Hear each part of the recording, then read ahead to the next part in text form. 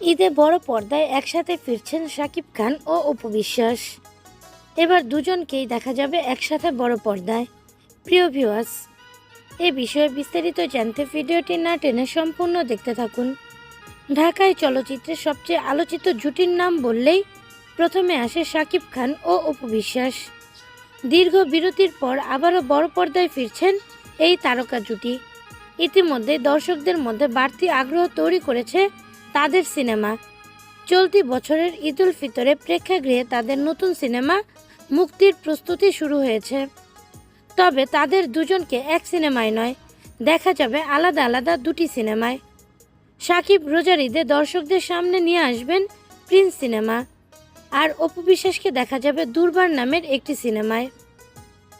শাকিব খান অভিনীত Prince once upon a time in Dhaka সিনেমার shooting শুরু হয়েছে। ছবিটি নির্মাণ করেছেন আবু হায়াত মাহমুদ। গত বছরের জুলাইয়ে আনুষ্ঠানিকভাবে ঘোষণার সময় জানা যায় এই সিনেমাটি রোজার ঈদে মুক্তি পাবে এবং এই সিনেমায় শাকিব খানের বিপরীতে অভিনয় করবেন তাসনিয়া ফারিন। অন্যদিকে শাকিব খানের সাবেক স্ত্রী ও সহশিল্পী জনপ্রিয় চিত্রনায়িকা অপু বিশ্বাসও ফিরছেন বড় পর্দায় নতুন রূপে। নির্মাতা কামরুল হাসান ফুয়াদ নির্মাণ করেছেন থ্রিলার ধর্মী সিনেমা দুর্বার। নতুন বছর উপলক্ষে প্রকাশিত হয়েছে সিনেমাটির প্রথম পোস্টার।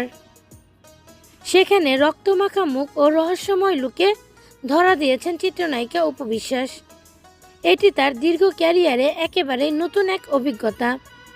এই সিনেমায় প্রথমবারের মতো অপু বিশ্বাসের বিপরীতে অভিনয় করছেন জনপ্রিয় অভিনেতা সজল। নির্মাতা কামরুল হাসান ফুয়াদ বলেন, দর্শকরা দুর্বার ছবিতে অপু বিশ্বাসকে একেবারেই ভিন্ন রূপে দেখতে পাবেন। এটি তার ক্যারিয়ারের অন্যতম চ্যালেঞ্জিং চরিত্র। প্রিয় ভিউয়ার্স, বড় পর্দায় শাকিব অপুকে একই সিনেমায় দেখা না গেলেও দুজন দুটি সিনেমা নিয়ে হাজির হচ্ছেন। তাদের দুজনের নতুন সিনেমার জন্য রইল শুভকামনা।